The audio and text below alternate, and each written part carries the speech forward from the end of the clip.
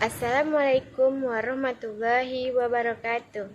Baiklah, saya Mabrika Zara MZ. Saya berasal dari kelas 19A akan menjelaskan tentang perlawanan Aceh pada Belanda dari tahun 1873 sampai 1904. Latar belakang Perang Aceh. Aceh memiliki kedudukan yang sangat strategis sebagai pusat perdagangan. Aceh banyak menghasilkan lada dan tambang serta hasil hutan. Oleh karena itu, Belanda berambisi untuk mendudukinya. Sebaliknya, orang-orang Aceh tetap ingin mempertahankan kedaulatannya. Sampai dengan tahun 1871, Aceh masih mempunyai kebebasan sebagai kerajaan yang merdeka. Situasi ini mulai berubah dengan adanya Traktat Sumatera. Isi dari Traktat Sumatera 1871 itu adalah pemberian kebebasan bagi Belanda untuk memperluas daerah kekuasaan di Sumatera termasuk Aceh. Dengan demikian, Traktat Sumatera 1871 jelas merupakan ancaman bagi Aceh.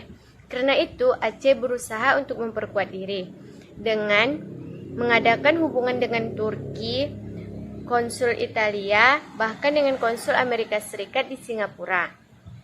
Tindakan Aceh ini sangat mengkhawatirkan pihak Belanda karena adanya campur tangan dari pihak luar. Belanda memberikan ultimatum, namun Aceh tidak menghiraukannya. Selanjutnya, pada tanggal 26 Maret 1873, Belanda memaklumkan perang kepada Aceh. Penyebab Perang Aceh. Yang pertama, secara umum terjadinya Perang Aceh. Belanda menduduki Siak dan membuat perjanjian Siak pada tahun 1858, di mana Sultan Ismail harus menyerahkan Delhi, Langkat, Asahan, dan Serdang. Berakhirnya perjanjian London pada tahun 1824, di mana perjanjian itu merupakan batas antara kekuasaan dari Belanda dan Inggris. Dibukanya terusan Suez oleh Ferdinand de Lesseps yang berakibat menjadi penting perairan di Lautan Aceh. Adanya perjanjian Sumatera pada tahun 1871, di mana perjanjian itu berisi hak keleluasaan dan kedaulatan Belanda mengambil tindakan di Aceh yang membuat Belanda semakin semena-mena. Yang kedua, sebab khusus terjadinya Perang Aceh. Begitu ambisinya Belanda ingin menguasai Aceh, Belanda langsung menuntut bahwa Aceh harus tunduk terhadap Belanda. Tuntutan tersebut ditolak mentah-mentah oleh Sultan Mahmud Shah. Sultan Aceh tersebut menolak semua tuntutan pemerintahan Belanda. Sampai akhirnya pada tanggal 26 Maret 1873, Belanda mendeklarasikan perang terhadap Aceh akibat dari penolakan tersebut. Berikut ada beberapa Perang Aceh.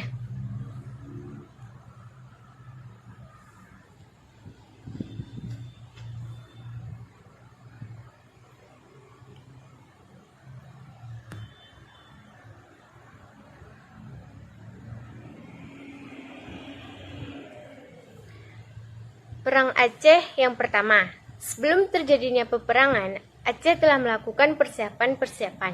Sekitar 3.000 orang dipersiapkan di sepanjang pantai dan sekitar 4.000 orang pasukan disiapkan di lingkungan istana.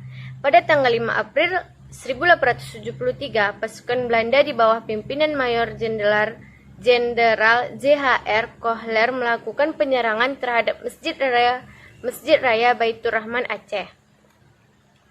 Pada tanggal 14 April 1873, Masjid Raya Aceh dapat diduduki oleh pihak Belanda dengan disertai pengorbanan besar, yakni tewasnya Mayor Jenderal Kohler. Setelah Masjid Raya Aceh berhasil dikuasai oleh pihak Belanda, maka kekuatan pasukan Aceh dipusatkan untuk mempertahankan istana Sultan Mahmud Shah.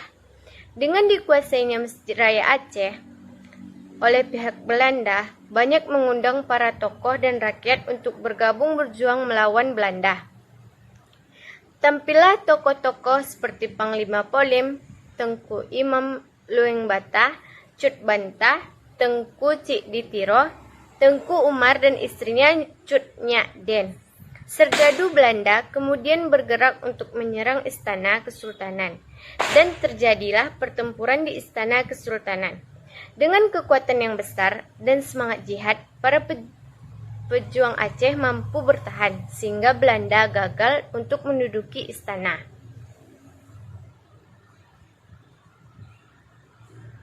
Selanjutnya, Perang Aceh yang kedua. Pada akhir tahun 1873, Belanda mengirimkan ekspedisi militernya lagi secara besar-besaran di bawah pimpinan Letnan Jenderal J. van Swieten dengan kekuatan 8.000 orang tentara. Pertempuran berkorbar lagi pada awal tahun 1874, yang akhirnya Belanda berhasil menduduki istana kesultanan. Sultan beserta para tokoh pejuang yang lain meninggalkan istana dan terus melakukan perlawanan di luar kota. Pada tanggal 28 Januari 1874, Sultan Mahmud Shah meninggal. Kemudian digantikan oleh putranya, yaitu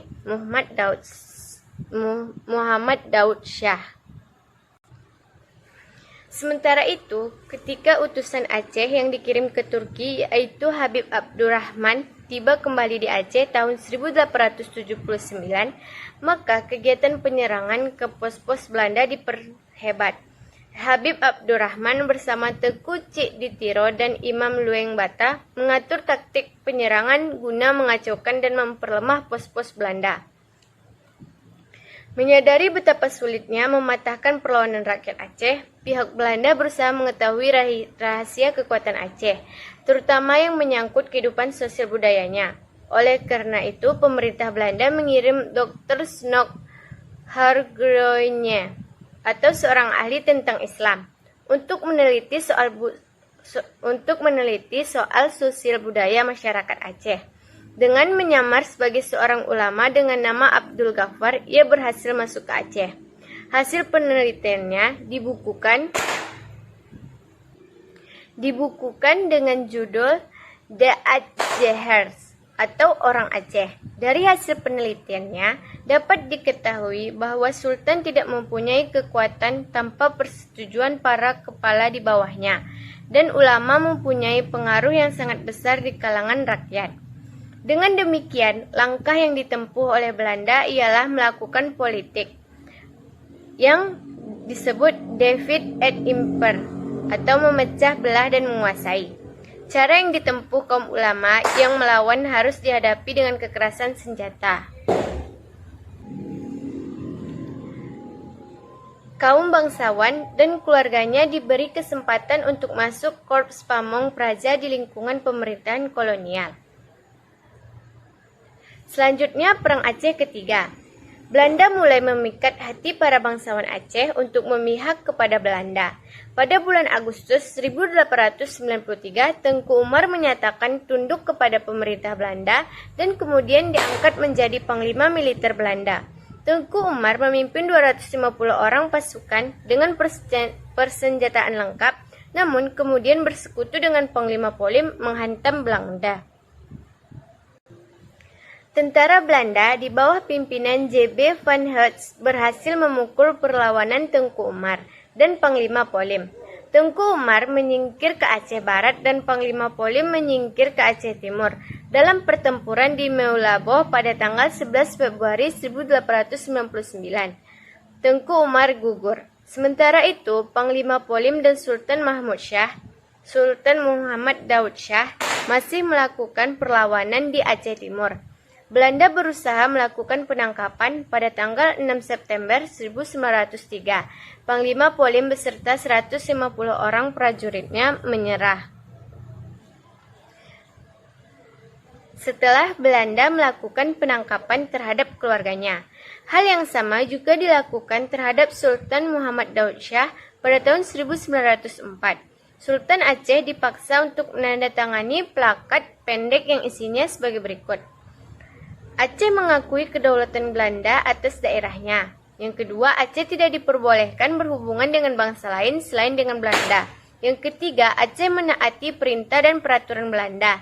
Yang dengan ini berarti sejak 1904 Aceh telah berada di bawah kekuasaan pemerintah Belanda.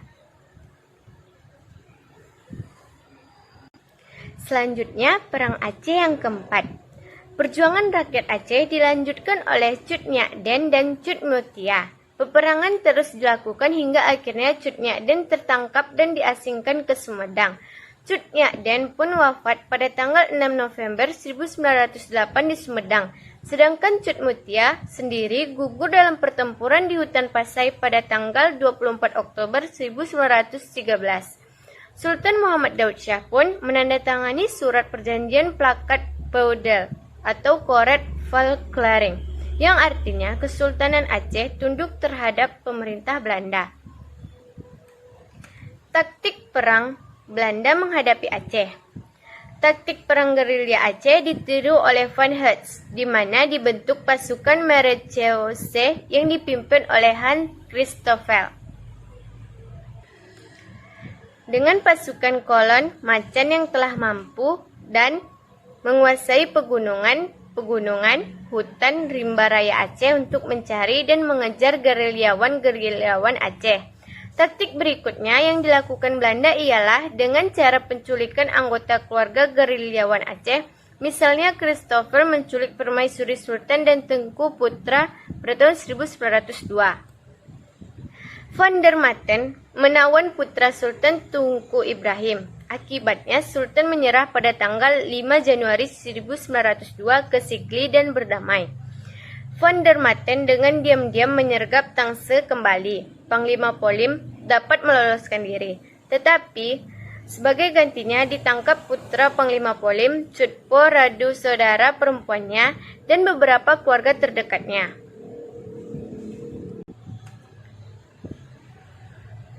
Akibatnya, Panglima Polim meletakkan senjata dan menyerah ke Loko Sumawe pada Desember 1903. Setelah Panglima Polim menyerah, banyak penghulu-penghulu rakyat yang menyerah mengikuti jejak Panglima Polim. Taktik selanjutnya, pembersihan dengan cara membunuh rakyat Aceh yang dilakukan di bawah pimpinan Godfred Conrad R. van Dalen yang menggantikan Van Hertz. Seperti pembunuhan di Kutare pada tahun 14 Juli 1904, di mana 2.922 orang dibunuhnya yang terdiri dari 1.773 laki-laki dan 1.149 perempuan. Taktik terakhir menangkap Cut Nyak Den, istri Tengku Umar yang masih melakukan perlawanan secara gerilya, di mana akhirnya Cut Nyak Den dapat ditangkap dan diasingkan ke Samudra. Sekian dari penjelasan saya. Assalamualaikum warahmatullahi wabarakatuh.